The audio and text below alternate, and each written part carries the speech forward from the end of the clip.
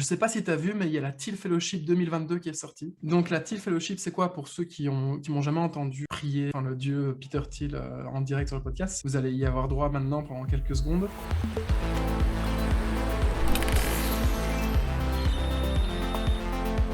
Donc Peter Thiel, c'est qui? C'est le mec qui a fondé PayPal, qui a ensuite fondé Palantir, qui a fondé un des plus beaux VC au monde qui s'appelle Founder Fund, qui a été le premier fonds à investir sur Facebook. Peter Thiel, il a fondé la Thiel Fellowship dans un seul but, c'est d'incentiver les jeunes talents à arrêter leurs études, de ne pas aller au collège, pour pouvoir se concentrer uniquement sur la création de leur boîte. Aujourd'hui, il y a 228 fellows de la Thiel Fellowship qui existent. Ils ont créé ensemble des entreprises qui valent collectivement 46 milliards de dollars. Et ça, c'est en excluant Ethereum, puisque Ethereum, qui vaut aujourd'hui entre 3 et 400 milliards de dollars, a été fondé par un Thiel Fellow, Vitalik Buterin. C'est des mecs qui postulent pour pouvoir faire partie de la Thiel Fellowship. Aux sélectionnés, ils distribuent 100K pour qu'ils arrêtent leurs études et qu'ils se concentrent uniquement sur leur compagnie. Ensuite, ils ont accès à tout le réseau des anciens de la Thiel Fellowship. Ça, c'est le truc avec le plus d'avantages possible. Bien sûr, il n'y a rien c'est juste vraiment une donation, hein, il n'y a rien qui est pris en échange. Cette année, il y en a 23 qui ont été sélectionnés. La fourchette d'âge, c'est entre 18 et 23 ans. Là, tu te rends compte qu'on a bien vieilli. Alors, je vais te donner 2-3 projets que j'ai regardés que je trouvais intéressants.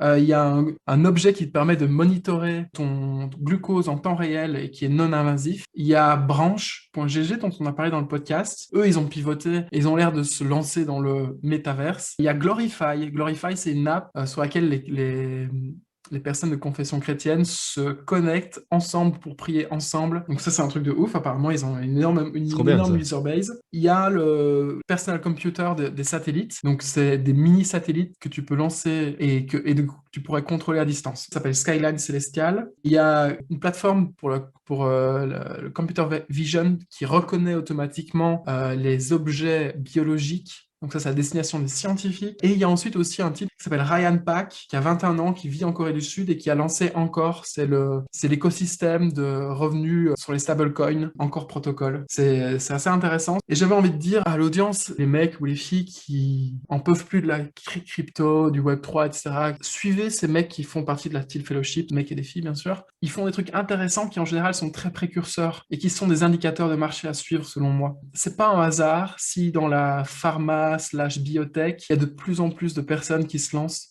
Je pense que c'est vraiment le marché dormant qui va se révéler dans les 10 prochaines années, comme l'arrivée du personal computer dans les années 80-90. C'est super intéressant de regarder un peu tout ce qui se passe dans la biotech, en tout cas.